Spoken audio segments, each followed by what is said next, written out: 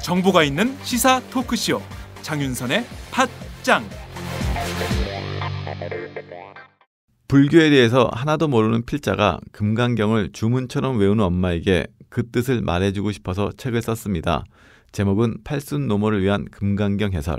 깊이도 있고 재미도 있습니다. 출판사 신압으로. 저자 황인철.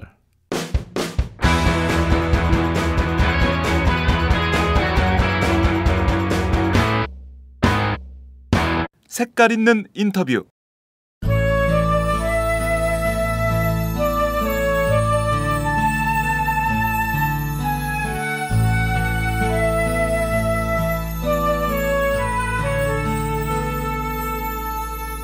잊지 않을게, 잊지 않을게, 절대로 잊지 않을게. 꼭 기억할게, 다 기억할게. 아무도 외롭지 않게. 잊지 않을게, 잊지 않을게, 절대로 잊지 않을게. 꼭 기억할게, 다 기억할게. 아무도 외롭지 않게. 1년이 가도 10년이 가도 아니 더 많은 세월 흘러도 보고픈 얼굴들, 그리운 이름들 우리 가슴에 새겨놓을게. 잊지 않을게, 잊지 않을게, 절대로 잊지 않을게. 꼭 기억할게, 다 기억할게. 아무도 외롭지 않게.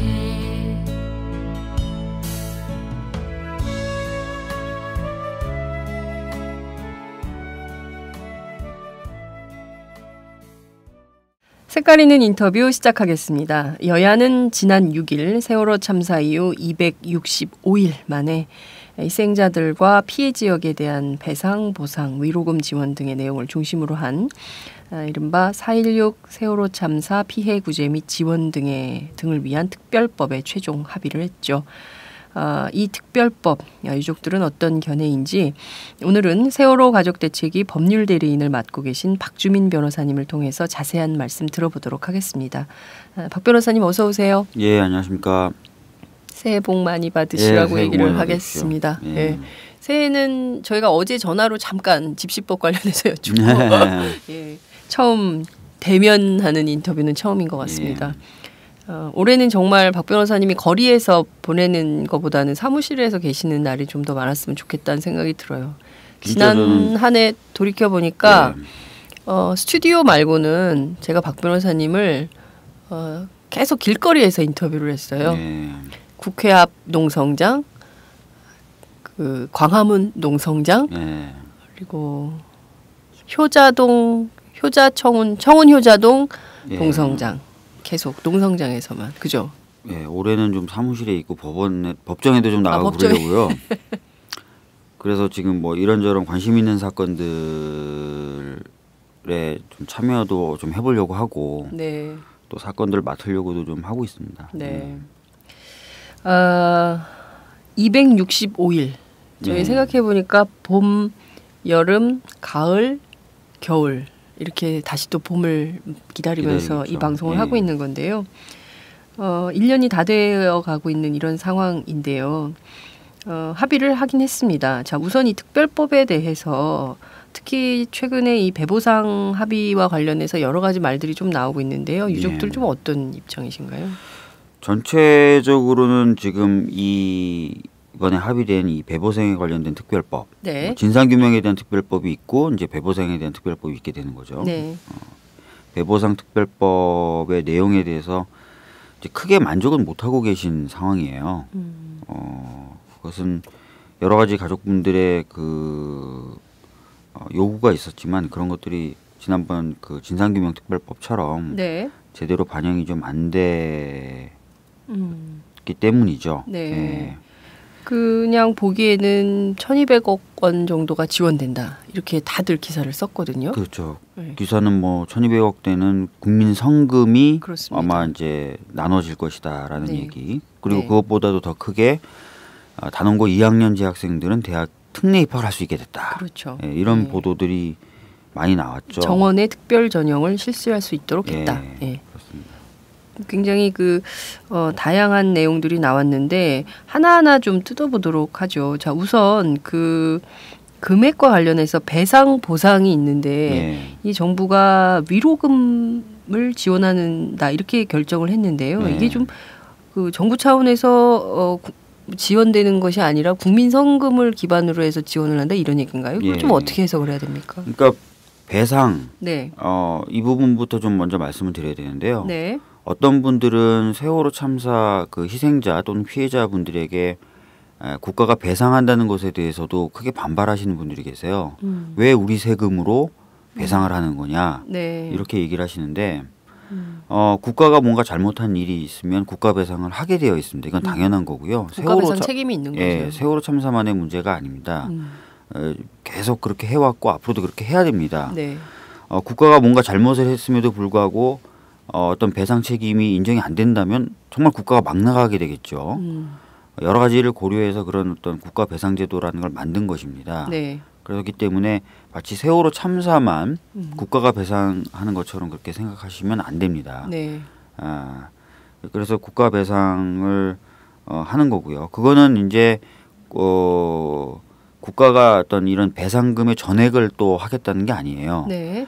아시다시피 이제 청해진 선사, 그리고 선원들, 네. 그다음에 해경 개인, 네. 국가, 네. 크게 이렇게 네 주체가 어떤 이런 세월호 참사에 책임을 진다고 보고 네. 국가가 일단 선 배상을 하는 겁니다. 네. 그리고 나서 이 네 주체 간의 책임 비율에 따라서 몫을 나눈 다음에 국가가 나머지 책임자들의 이 부담해야 되는 액만큼 먼저 지급을 한 거기 때문에 네. 구상이라고 해서 구상권. 예, 그 사람들에게 다시 돈을 받아옵니다. 그렇기 때문에 실제 배상액이 얼마가 될지 모르겠지만 어떤 액수가 정해진다고 해서 그 액수 전액을 국가가 네. 국고로 부담한다고 생각하시면 안 됩니다. 예. 과거에 보면 그 군사 독재 시절 그리고 유신 시절에 그 잘못됐던 조작 간첩들 사건 예. 보더라도 다 국가배상 판결을 그 재심을 통해서 받고 뭐 이렇게 되는데 이 세월호 참사도 비슷한 것이다. 그렇죠. 국가가 잘못했기 때문에 국가 책임으로 배상을 하겠다는 것이죠. 네. 근데 이런 것들이 굉장히 뭐 어떤 과거의 어떤 간첩 사건 재심 무죄 받아서 받는 거 이런 것뿐만 아니라 굉장히 흔해요. 네. 예를 들어서 경찰이 잘못된 법 집행을 해가지고 과잉하게 어떤 사람들 뭐 수갑을 채우다 손목을 부러뜨렸다. 네네. 이거 잘못한 거잖아요. 그렇죠. 근데 국가가 배상은 안 한다. 국가가 한 일이니까 왜 내가 너한테 배상을 하냐. 이렇게 하지는 않거든요. 그런 어떤 잘못이 있으면 네. 거기에 맞는 배상을 또 합니다. 다 국가는. 예. 네. 이게 우리나라만 특수한 것이 아니라 전 세계 세계적으로 어느 그러죠. 나라나 다 그렇게 하는 만약에 거죠. 그렇지 않으면 국가가 존재할 이유가 없습니다. 그렇죠. 그리고 국가가 공동체를 유지할 수도 없고요. 네. 예. 그런데 이제 뭐 물론 어떤 분들은 왜 국가가 내가 낸 세금으로 왜 세월호 참사 책임을 내가 져야 되냐 이렇게 생각하는 분들도 뭐 있을 수는 있지만 대다수 국민들은 국가가 빨리 배상을 해야지 네. 국가가 그 유족들을 저렇게 거리에서 계속 그 있도록 해서는 안 되지 않냐라는 생각을 갖고 있는 분들이 네. 훨씬 더 많을 것 같다라는 생각이 좀 드는데요. 그러면 이게 지금 그 다양한 방법에 쓰이게 다양한 경로로 이제 쓰이게 되는데요. 네. 이게 뭐 어떻게 되는 겁니까? 이게 금액이 덩어리는 되게 커서 일단 이분들에게 상당한 위로금이 지급이 되는 모양이다라고 국민들은 생각을 하고 있거든요. 이렇게 생각하셔야 돼요. 방금까지 말씀드렸던 건 배상입니다. 네. 즉 이 배상과 보상은 법적으로 구분되는 개념이에요. 배상은 아까 말씀드렸듯이 뭔가 책임이 있는 네. 책임이 있어서 내가 그 책임으로 인해서 뭔가 하는 걸 배상이라고 하고요. 네. 보상이라고 하는 것은 내가 책임은 없지만, 그러니까 여기 법적 책임은 없지만 뭔가 이 사람들 품어 안아야 되고 뭔가 해야 되기 때문에 하는 것들, 이런 것들 네. 보통 보상이라고 합니다. 네. 법적으로는. 그러니까 사실은 과거에도 보면은 이제 뭐 예를 들어 새누리당 같은 경우에는 뭐 국고로 네네. 이런 재난과 참사에 보상을 한 적이 없다. 막 이렇게 얘기를 해요. 네네. 근데 따지고 보면 그렇지 않습니다. 대구 지하철 참사 때도 국고에서 보상금에 대해서 지원을 했었어요. 아, 그래요. 예. 네. 그리고 뭐 정확히 기억은 안 나지만 인천 호프집 화재 사건이라고 있었는데 네. 그때도 아마 제가 알기로는 그렇게 됐었던 걸로 기억을 해요. 그러니까 그런 전례들이 있고 당연히 이제 크게 국민들이 이제 슬퍼하고 또 어떤 그런 데 관련돼서 국가가 잘못한 게 있으면 네. 잘못한 만큼의 배상을 넘어서서 네.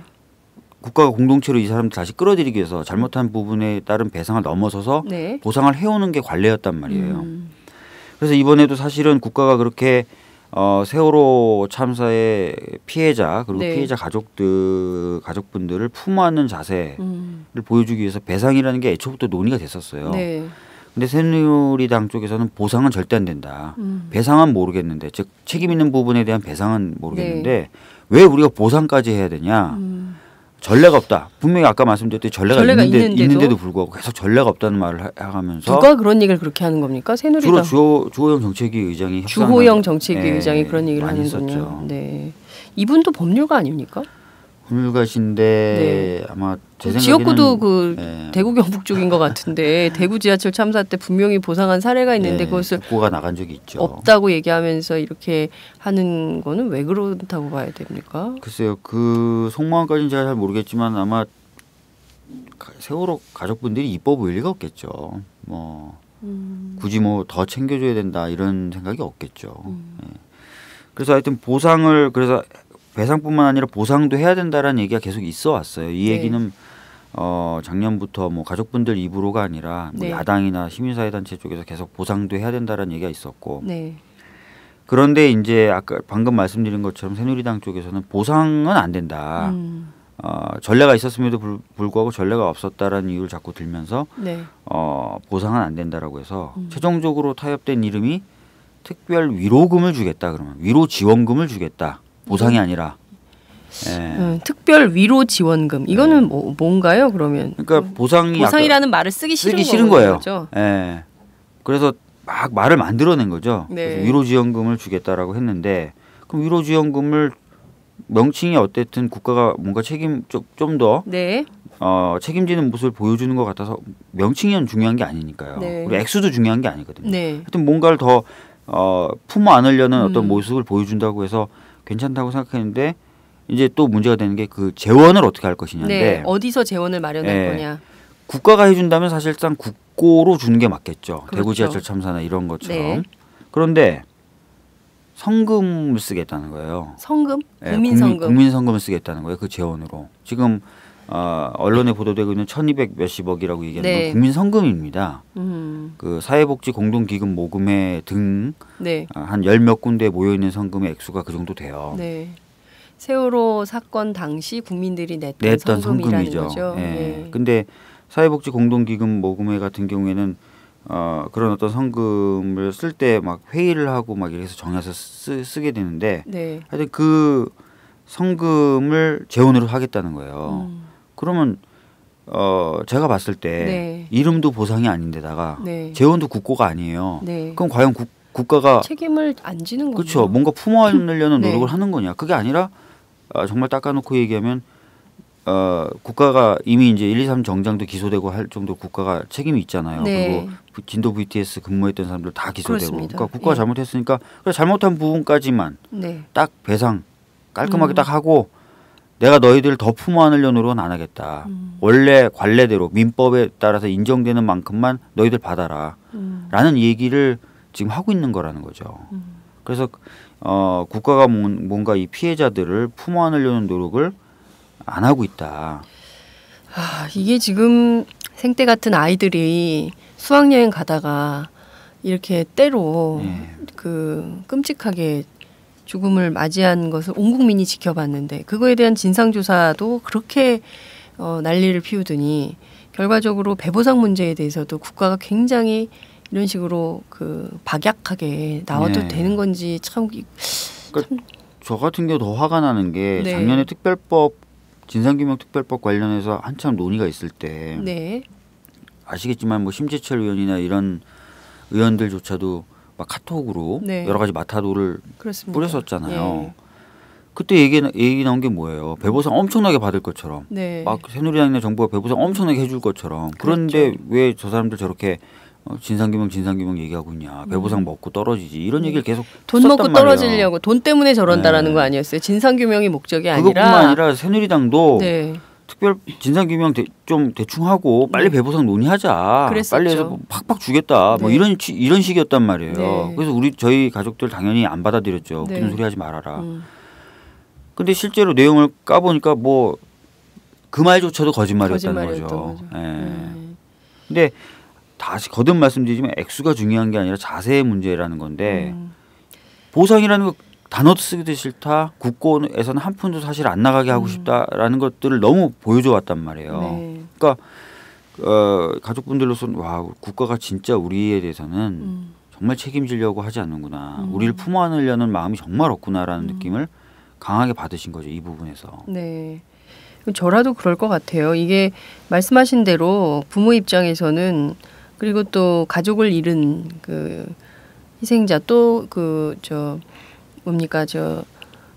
실종자 가족들 입장에서는 액수가 중요한 게 아니라 이 엄청나고 끔찍한 이 사고에 대해서 국가가 뭘 책임지는가, 국민들이 이렇게 죽어갈 때 도대체 국가는 무엇을 했는가, 국가가 뭐냐, 이런 질문을 온 국민이 입에 달고 살았지 않습니까? 네. 지난 한 해. 그런데 결국 배보상 문제에서까지도 국가가 이렇게 국민 성금으로 하고 민법상 그 책임질 것만 딱 하고 나머지는 우리는 모른다라는 식으로 나온다면 정부 여당의 기능과 역할이 뭔지 다시 묻지 않을 수가 없다, 이런 생각이 좀 드네요. 사고 당시에 그 구조도 보면은 배 안으로 아무도 안 들어가잖아요. 그러니까요. 위험해 보여서 안 들어갔다 그러잖아요. 네. 적당히 할 만큼만 하겠다.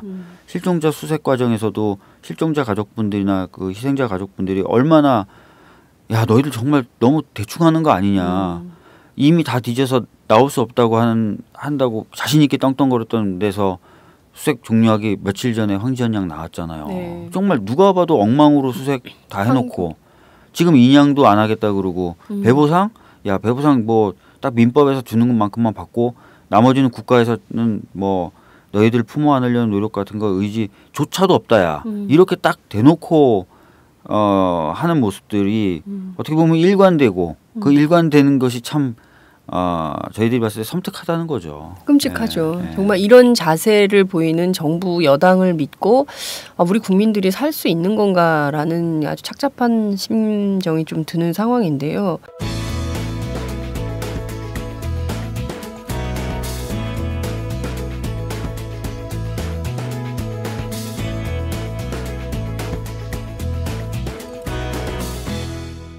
장윤선의 팟짱.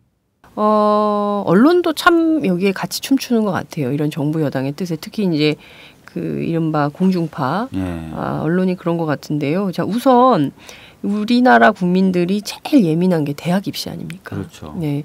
그리고 사실 대학 입시를 중심으로 누가 좋은 대학에 가느냐에 따라서 그의 인생이 모든 사람들의 인생이 19살, 20살에 결정이 되는 나라예요. 그렇기 때문에 이 굉장히 예민한 문제인데 세월호 참사 당시에 2학년이었던 이제 올해 고3이 되는데 이 학생들에 대해서 특별 전형 혜택을 준다. 이것 때문에 좀 난리가 났습니다. 예.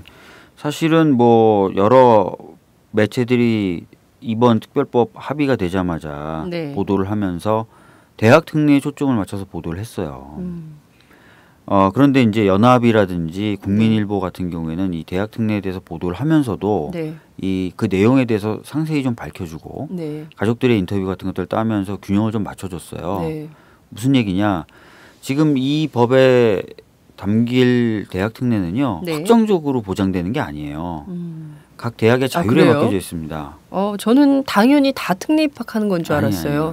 대학이 알아서 해도 되고 안 해도 되는 거예요. 그래서 대학에게 자율권이 자율권이 있어요. 할 수 있다는 거예요. 그러니까 올해 말에 입학 시즌쯤 돼서 대학들이 뭐 세월호 그 아이들 뭐 굳이 우리가 해줘야 돼? 난 안 해, 난 안 해. 그럼 안 하면 되는 거예요. 하겠다는 대학이 나오면 그 대학에서만 그런 걸 하는 거고요. 두 번째는 정원 외입니다. 정원 외로 뽑는 거예요. 특례 입학을 해도 다른 경쟁 학생들에게 전혀 피해가 없어요. 물론 야 너는 세월호에서 살아나왔다는 이유로 고생 안 하고 뭐 어떤 대학이든 한 개 대학이든 두 개 대학이든 특례 입학을 하면 거기 뭐 어떻게든 뭐 하면 좀 들어갈 수는 있을 수도 있겠네. 뭐 다는 아니더라도 70 몇 명 생존자 다는 아니더라도 몇 명은 들어갈 수 있겠네. 야 이 우리나라 사회에서 엄청난 특혜다라고 할 수는 있는데요. 네. 최근까지도 네. 아이들이 자살 시도를 한단 말이에요. 그러니까. 예, 지지난주인가요? 여자아이 하나가 자기 손목을 그었죠. 그러면서 자기가 이렇게 목숨을 버려야 어른들이 좀 신경을 써줄 것 같다. 뭐 진상규명이 제대로 될 것 같다. 이런 얘기를 한단 말이에요. 그것뿐만 아닙니다. 사실 이번에 그 여자아이 같은 경우는 보도가 좀 됐지만 그 전에도 몇 차례 있었어요. 남자아이들 같은 경우.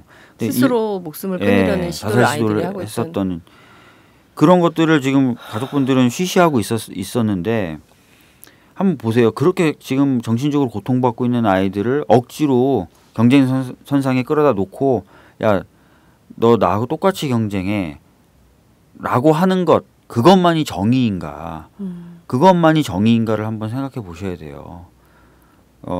아까도 말씀드렸듯이 대학이 원해야 그런 어떤 조건이 형성되는 거고 네.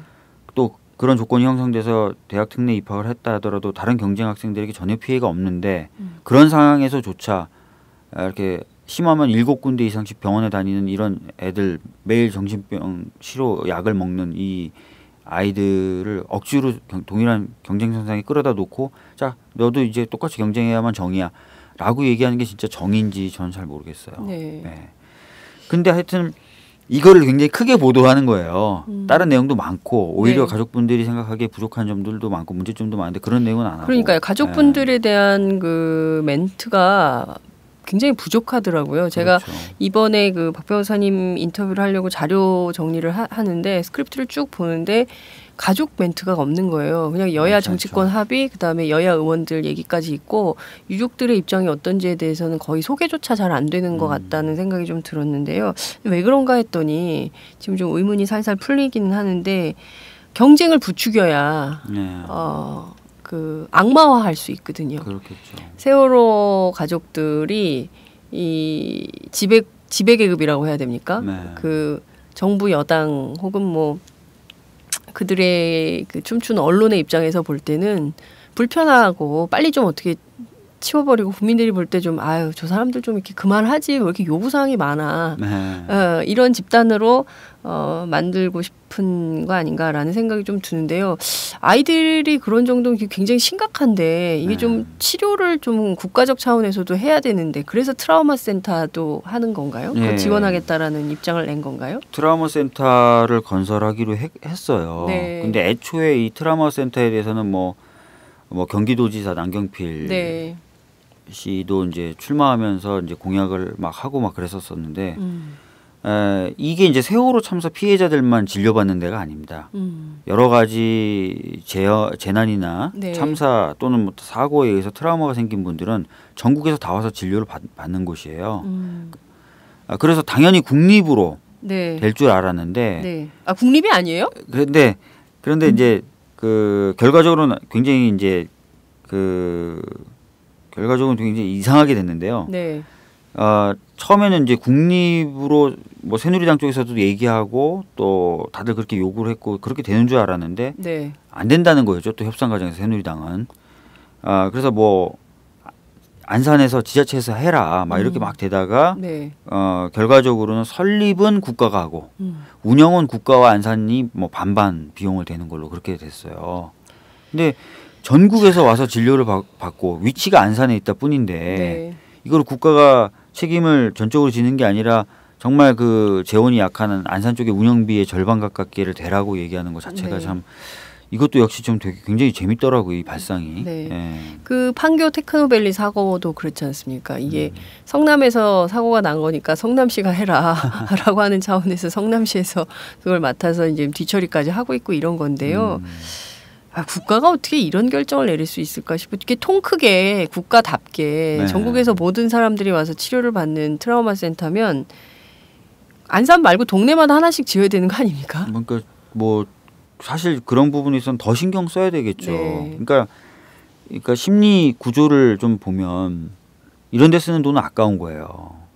그렇다고 또 사고 예방을 철저히 하기 위해서 규제를 강화하는 것도 아니고 아니면 네. 감독을 철저히 하는 것도 그것도 아니고 아니지 않습니까? 사후 처리를 위해서 돈 쓰는 것도 아깝고 그냥 어디에다 돈 쓰는 거예요? 모르겠어요. 도대체? 국민 생명을 담보로 장사하는 데만 열중하고 장사만 열심히 해라라는 그런 마인드를 확실히 갖고 있는 것 아니라는 느낌이 들더라고요. 실제 세월호 참사 당시에 취재했던 취재 기자들도 그 상당한 트라우마를 겪고 있거든요. 네. 저희 오마이뉴스 기자들도 보면 밥 먹다 울고 뭐 이런 기자들이 있었어요. 남자 기자인데도 왜냐하면 생각이 자꾸 나는 거예요. 그 장면이. 그리고 취재했을 때 계속 그 배에서 실려 나오는 그 아이들 이렇게 시신도 보고 계속 네. 그거를 이제 그 나오면 또 몇 구 나왔다 체크하고 또 어머니 아버님도 울고 막 계속 거기 진도 현장에 있었던 기자들은 그 기자들도 트라우마를 겪고 있거든요. 맞아요. 그래서 사실 이게 전 국민이 사실상 국상을 치렀던 사건이지 네. 않습니까? 그러면 그에 걸맞는 좀 그 사후 문제에 대해서도 정부가 신경을 써야 되는데 이런 식으로 할 줄은 정말 생각을 못했는데 그런데 이런 문제들에 대해서 야당인 새정치민주연합은 새누리당이 그렇게 다 박약하게 나올 때 아니다 그렇게 하면 안 된다라고 좀 싸웠어야 되는 거 아닌가라는 생각이 좀 드는데요. 야당은 야당은 그래도 끌려다닌 겁니까? 야당은 그래도 뭐 가족분들의 의견을 좀 많이 들으려고 노력을 했었어요. 근데 네. 저도 모르겠습니다. 협상장에서 어떤 태도로 또 어떤 이야기들이 왔다 갔다 했는지는 저도 잘 모르겠는데 네. 참 그 야당이 이번에도 협상을 할 때 그렇게 참 강력한 모습을 보여주지 못했던 것 같아요. 한번 좀 생각을 해봐야 될 것 같아요. 그러니까 아마 배보상 특별법 예전에 이제 진상규명특별법 때도 그랬는데 네. 뭔가 이 세월호 문제 해결을 위한 이 법률안 제정 네. 이것이 야당에게 있어서도 우선순위로 치면은 그렇게 높지 않은 것이 아니었나라는 느낌이 좀 들죠. 네. 자, 그 민법 그리고 국가배상법에 따라서 배보상 심의위원회가 이제 총리실 산하에 이제 예. 설치가 되고 3월 말부터 이제 신청을 받는다라는 게 이제 정부의 입장인데요. 그 희생자들 그리고 생존자 가족들이 지금 계속 거리에 계시잖아요. 생업이 거의 불가능한 이런 상태인 것 같고 예. 가족분의 특히 이제 그 실종자 가족들은 그 진도에 계속 계시고 그리고 팽목항에 계시는 분들의 경우에는 뭐 거의 집에도 자주 못 들어가시고 이러는 것 같고 뭐 집에 갔더니 집에 막 그 거미줄이 있더라 뭐 이런 얘기도 하시고 막 예. 그러던데요. 이런 분들에 대한 지원이 좀 빨리 있어야 될 텐데 그런 건 좀 제대로 그것도 혹시 제대로 안 되는 거 아닙니까? 일단은 작년 12월까지는 이제 그 재난 지역으로 선포가 돼서 안산 쪽에 네. 안산 쪽에 거주하시는 분들 같은 경우에는 이제 재난 지역에 선포되면은 뭐 최저 생계비 쪽으로 지원이 나와요. 네, 그걸 작년 12월까지 받으셨어요. 네, 한 달에 한 100만 원꼴 정도를 받으셨던 것 같아요. 저도 정확한 액수는 모르겠는데 그걸로 생활하시기가 힘드시죠. 100만 원을. 아유, 근데 뭐 마치 뭐 그냥 뭐 많은 분들은 엄청난 액수를 이미 받은 것처럼 하시는데 그런 건 아니고요. 다들 네. 힘들어하시고 어려워하시고 그런 상태라서 지금 가족대책위가 걱정하는 게 그거죠. 지금 이제 배보상 이제 신청하게 되면 예전에도 보면 다른 참사에서 보면은 이제 배보상이 시작되면은 네. 개별적으로 접촉해 오고 개별적으로 이제 배보상을 받으면서 네, 이제 어떻게 보면 이런 말 표현하는 게 맞는지 모르겠지만 조직이 와해가 돼버리는 그런 경우가 많았었잖아요. 네. 한편으로 그런 것도 좀 걱정인데 빨리 어떻게든 좀 그리고 충분하게 배보상이 이루어져야 된다고 생각을 하고 배보상이 이루어지는 과정 속에서도 가족분들이 현재 가지고 계신 그런 어떤 단결력, 힘 이런 것들은 유지될 수 있도록 좀 많은 고민들이 있어야 될 것 같습니다. 네. 돈으로 사람을 사려는 또 그렇죠. 간악한 네. 수를 또 쓰는 막 게 소문이 막 돌아요. 돌잖아요. 뭐 누구네는 얼마 받았다더라, 누구는 얼마 받았다더라, 뭐 이러면서 네. 이간질이 그렇죠. 본격화되고 괜히 그 안에서 위화감이 생기고 그렇죠. 정말 그런 거야 아닌 거야 뭐 이러면서 네. 싸움이 나고 대표적인 게 5.18 아닙니까? 예, 대구도 대구. 제가 알기로는 정확한 건 모르겠습니다. 틀릴 수도 있는데 한번 다들 확인해 보셔야 되는데 그 문제로 좀 많이 어려움을 겪었었다 그러더라고요. 배보상 관련된 문제. 그 대구 지하철 참사. 대구 지하철 참사 예. 같은 경우. 배보상 문제가 본격화되면 말씀하신 대로 그동안 정말 저는 여태까지 저도 많은 취재를 해왔지만 그렇게 질서정연하게 그 정부를 향해서 아주 정돈된 모습으로 싸우는 사람들은 처음 봤어요. 그래서 부모님들의 힘이 엄마 아빠들의 힘이 이렇게 센 거구나라는 생각을 좀 했었는데 배보상 문제가 진행이 되면 그리고 너무 이제 오래 싸우셨고 그래서 정부가 또 이분들을 좀 막 이렇게 마음을 흔드는 방식으로 가지 않을까라는 생각이 좀 들어서 좀 걱정이 좀 되는데요. 문제는 여전히 진상 규명인 것 같습니다. 네. 이제 진실 규명 관련돼서 이제 특위가 이제 1월 말부터 되는 겁니까? 뭐 지금 준비는 좀 되고 있는 거 어떻게 되고 있습니까? 아시다시피 작년 말에 이제 국회 쪽 선출목 위원들도 다 네. 의결이 됐어요. 네. 그리고 이제 대한변협과 대법원까지도 다 전부 위원 선출이 다 됐기 때문에 위원들은 다 나와 있는 상태입니다. 17명이. 네. 그런데 위원들로만 이 위원회가 가동되는 것이 아니라 사무실도 있어야 되고 그렇죠. 또 이 위원 17명의 위원을 받쳐서 움직일 사무처도 구성이 돼야 됩니다. 네. 직원들이 필요한 거죠. 네. 여러 가지 어떤 실무적인 준비가 필요하고 또 그런 것들을 돌아가게 만들려면 대통령령 같은 규칙들도 있어야 돼요. 네. 규정들도 있어야 됩니다. 그래서 지금 규정 만들고 직원 충원하고 사무실 구하는 등의 실무 작업들을 하고 있어요. 그래서 늦어도 한 1월 28일경에는 네. 좀 정식으로 뭐 현판을 좀 걸고 움직일 수 있지 않을까 조심스럽게 예상을 좀 해보고요. 네. 다만 지금 생각보다 조금 늦어질 수 있다고 생각되는 게 대통령령이나 이런 거 만드는 거 또는 인원을 충원하는 거, 직원을 충원하는 거 이런 네. 게 조금 쉽지만은 않다는 얘기가 들리네요. 네, 그래서 약간 늦춰질 가능성도 있어 보입니다. 네. 그 위원들 구성에도 네. 이게 답답하죠. 답답한데 참 네. 누가 어떻다 이런 평가를 하기가 참 지금은 조심스러워요. 네. 진짜 하는 거 보고 욕 바가지로 해주려고요. 좀 아꼈다가 지금은 좀 욕을 아꼈다가 좀 하는 거 보고 예. 지금은 잘해라 그래 알았다 너 잘해라 네. 이렇게 얘기를 하고 네. 나중에 이제 드러나겠죠. 회의는 다 공개되게 돼 있고 하니까 그때 봐서 진짜 못하면 참았던 욕을 다 해주려고 생각하고 있습니다. 근데 그들이 과거에 했던 일들을 기억하고 있지 않습니까? 지난 여름에 그들이 무슨 일을 했는지 대단하신 분들이에요. 네, 다 알기 때문에 네. 그분들이 위원을 하겠다고 나선 것도 저는 참 의아했어요. 작심하고 뽑았다는 느낌. 네. 새누리당이. 그러니까 판을 어떻게 가져가고 싶은지 의도가 정확히 읽히는 네. 그런 선출이 아니었나라는 생각이 좀 그러니까요. 들더라고요.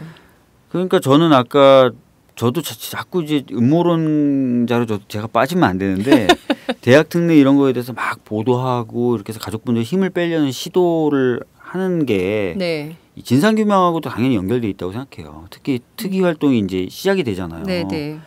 근데 애초에 이 세월호라는 문제가 지긋지긋하고 또 어떤 이기적인 집단의 그 집단만의 문제다라고 국민들이 각인되면 위원회도 당연히 힘을 못 받죠. 네. 그리고 들어가는 공무원들도 사실은 그렇게 생각하고 들어가 봐요.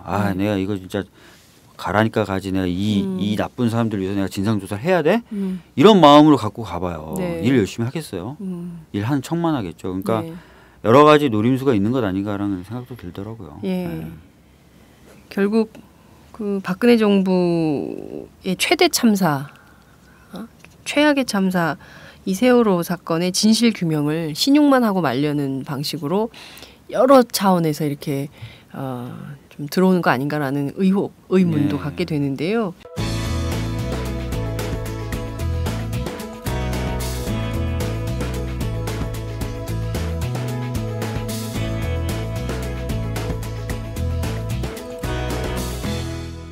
장윤선의 팟짱.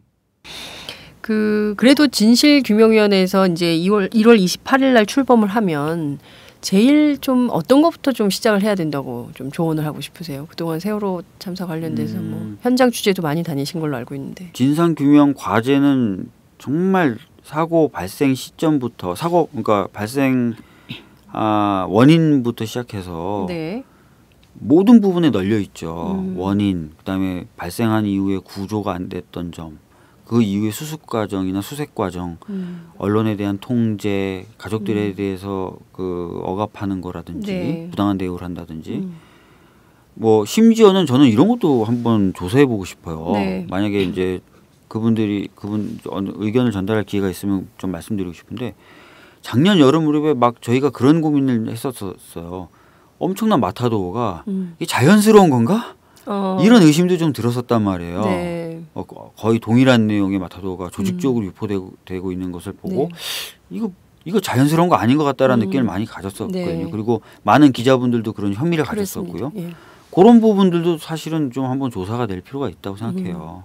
특히 그 유민이 네. 아버님을 둘러싼 그런 거는 굉장히 심각했잖아요. 그 다음에 바로 이어서 뭐 일베 회원들이 뭐 광화문에 네. 나와서 얼마나 그 황당한 그 많이 단식하는 했었죠. 것에 대해서 얼마나 그 모욕적 행동을 많이 했습니까? 이제 그런 것들도 사실은 조직된 거였나라는 의혹의 시선을 가지고 진상 조사가 진행이 돼야 되지 않을까라는 생각이 좀 듭니다.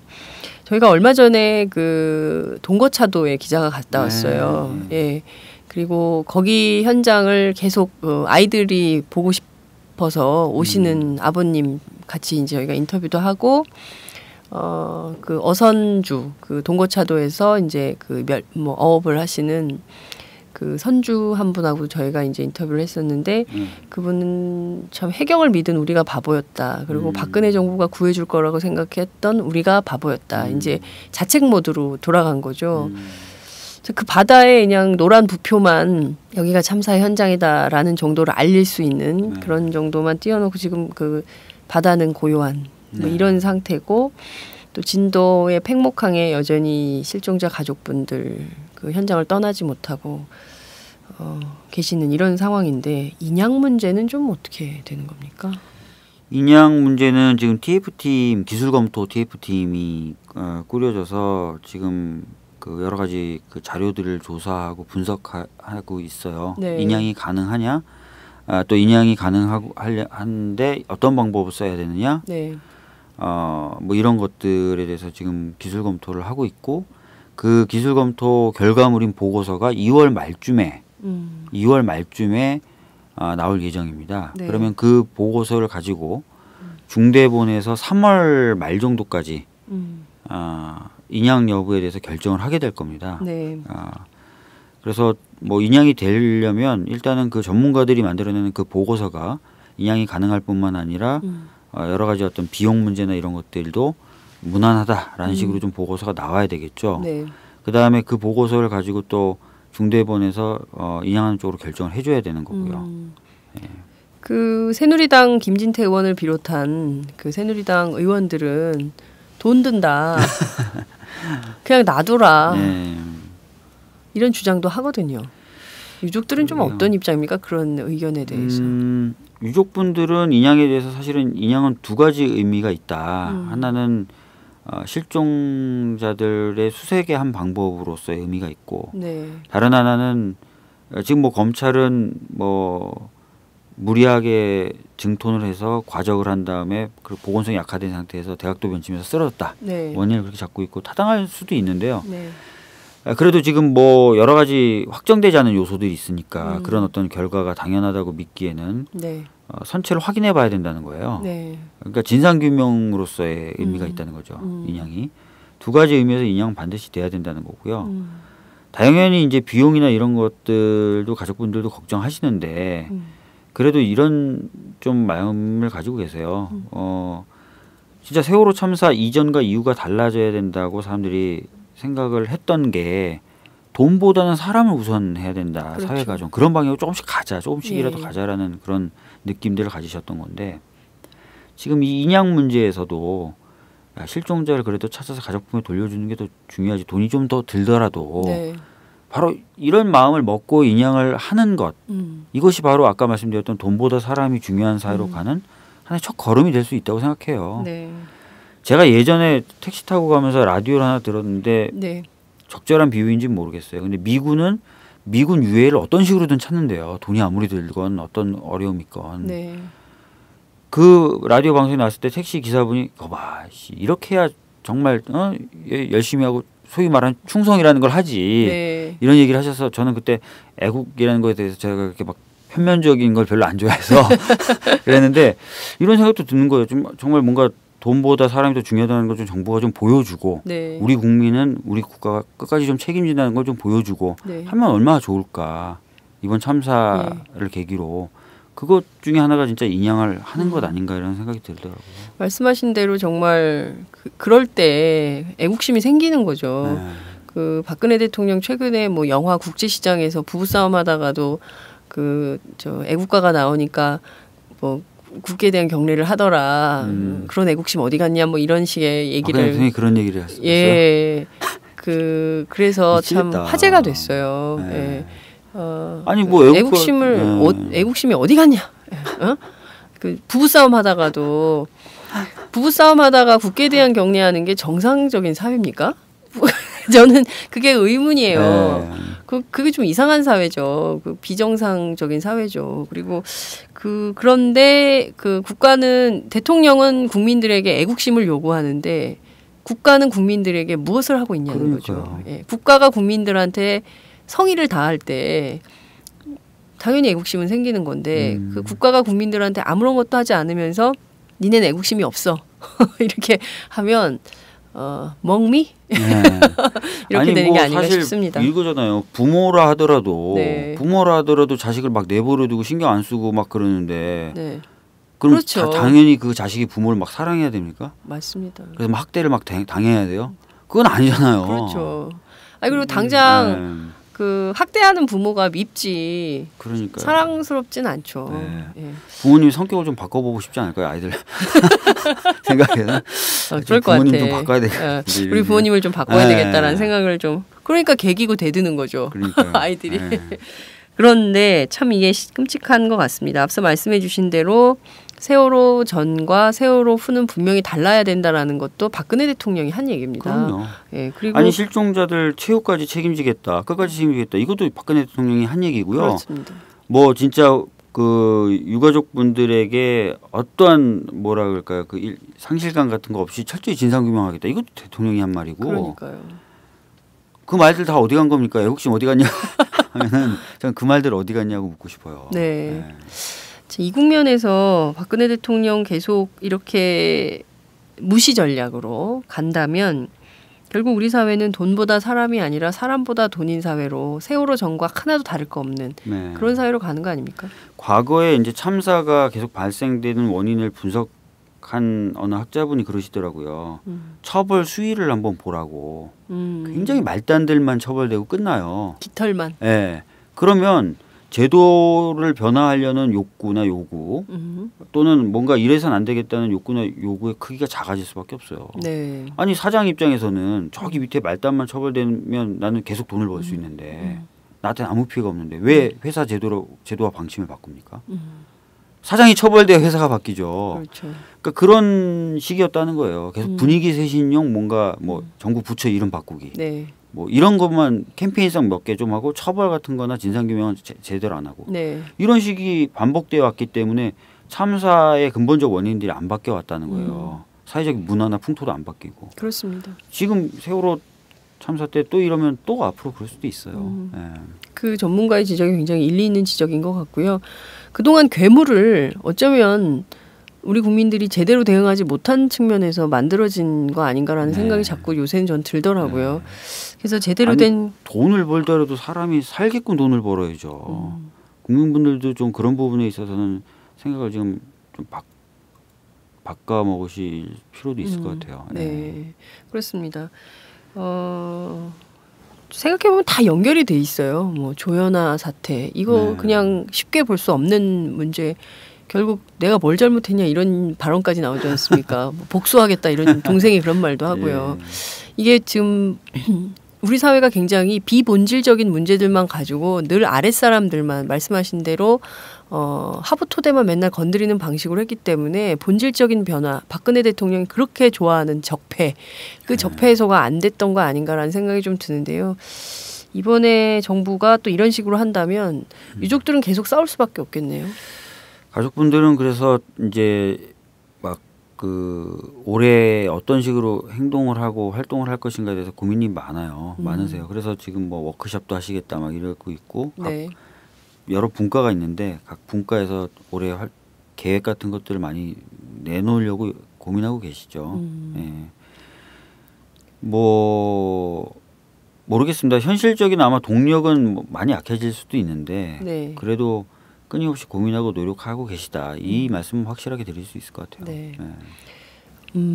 그냥 엄마들이요. 그냥 집에만 있는 엄마들도 미안해서 광화문은 한번 꼭 가보고 싶다라는 얘기를 많이 해요. 그러니까 이게 뭐 그 정부에서는 세월호 가족들을 굉장히 막 뿔난 사람들처럼 뭔가 막 이기심에 가득 차서 막 돈을 챙기려는 그리고 자기 애들만 대학 보내려는 뭐 이런 탐욕스러운 사람들처럼 막 만들고 싶겠지만 일반 국민들은 미안한 마음을 다 갖고 있거든요. 그분들한테. 그래서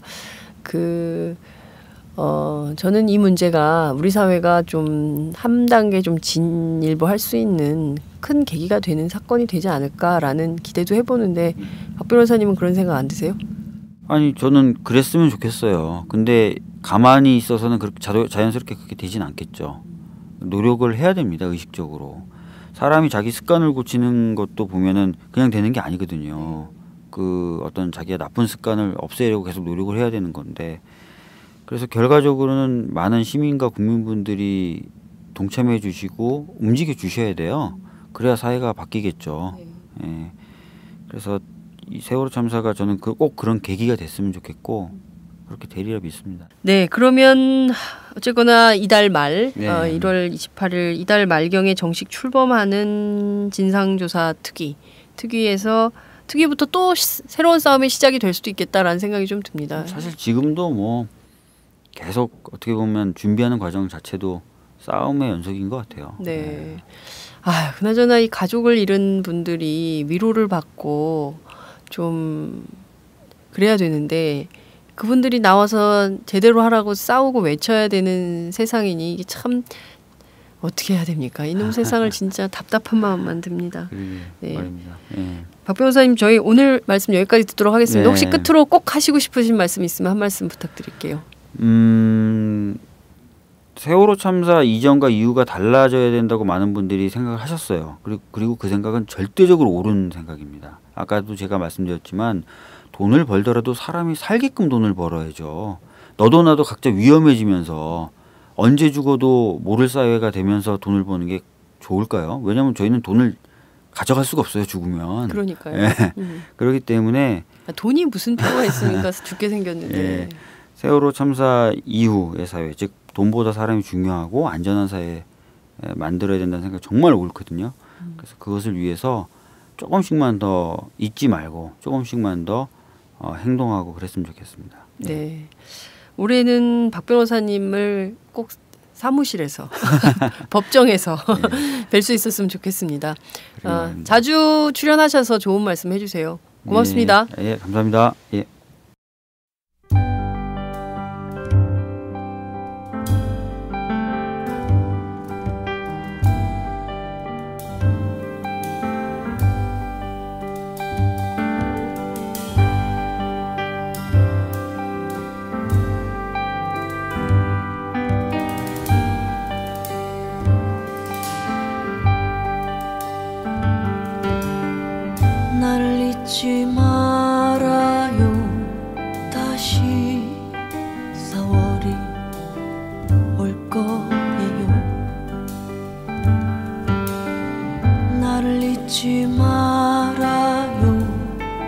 다시 4월이 올 거예요.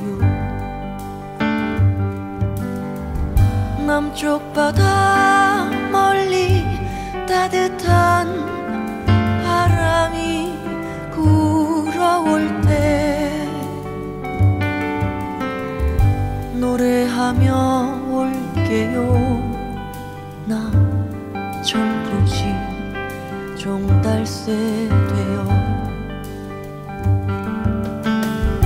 거리마다 가득 눈부신 초록이 번져갈 때 손 흔들며 올게요. 나 싱그러 이파리 되어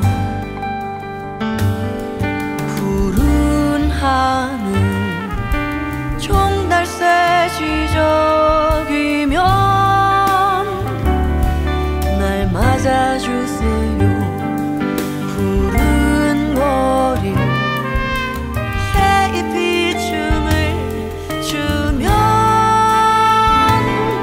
날 맞아주세요. 그날엔 아무 말 없이 날 위해 웃어주세요. 그 웃음 속에 그대가 살고 내가 살지요.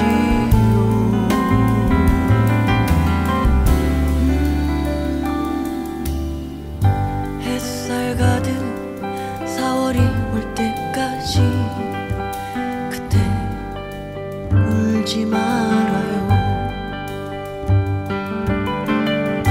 계절이 돌고 돌듯 슬픔이 웃음으로 돌고 돌아 영원히 만날 거예요. 우리 따뜻한 이별 안에서 영원히 만날 거예요. 우리 따뜻한 이별 안에서